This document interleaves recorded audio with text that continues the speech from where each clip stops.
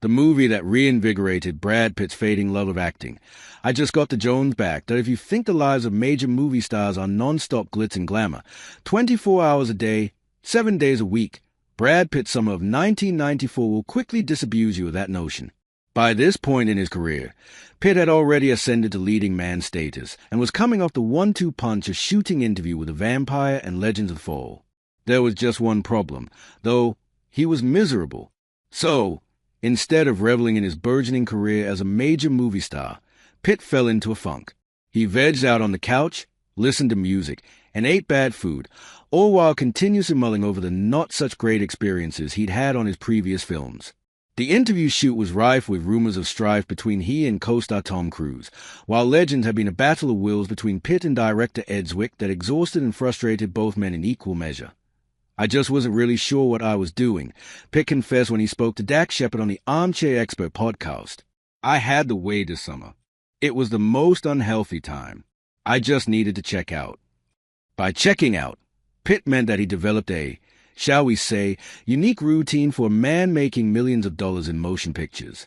He would wake up, take a hit of his bong, drink 4 Coca-Colas, bizarrely specifying that they came with no ice, and then watch the O.J. Simpson trial that was gripping the entire nation. During this lost summer, he agonized over what he wanted to do with his career next, and rarely came up with any good answers. Then, out of nowhere, his manager, Cynthia, sent him a script and implored him to read it. Pitt didn't have much going on, so he begrudgingly cracked open the screenplay by an unknown scribe, Andrew Kevin Walker, and, somewhat ironically, read the first 7 pages before calling Cynthia back. "Are you kidding me?" Pitt grumbled incredulously, not liking what he was reading at all. The cliché old cop wants out. The young cop comes in and is looking at his high school football trophies. Thankfully, Cynthia must have been half expecting this response from her listless client, as she calmly replied, "Just finish it." To Pitt's surprise, Cynthia was 100% correct, and by the time he turned over the last page of the 70N, he knew he wanted to star as Detective Mills in the movie. Walker's serial killer thriller was unlike anything he'd ever read, with its relentlessly grim urban landscape and nihilistic tone speaking to his disillusioned soul.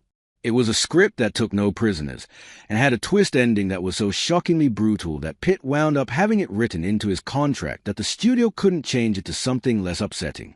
Best of all for Pitt, though, was the fact that the 70N couldn't have been further away in style, tone, and intent than Interview with a Vampire and Legends of the Fall. He wouldn't be required to play a long-haired heartthrob anymore, and could instead sink his teeth into a young, cocksure, yet inexperienced cop who is too naive to realize is in over his head. While Pitt was already champing at the bit to make the 70N, the deal was sealed when he met director David Fincher, who was just talking about films like I'd never heard anyone speak about film. The two would, of course, strike up a creative partnership that led to 2 more films, Fight Club and The Curious Case of Benjamin Button. But at that time, Pitt was simply delighted that his spark had been lit again. "I just got the Jones back," he concluded, "and finding that thing, it just reinvigorated what I wanted out of this thing."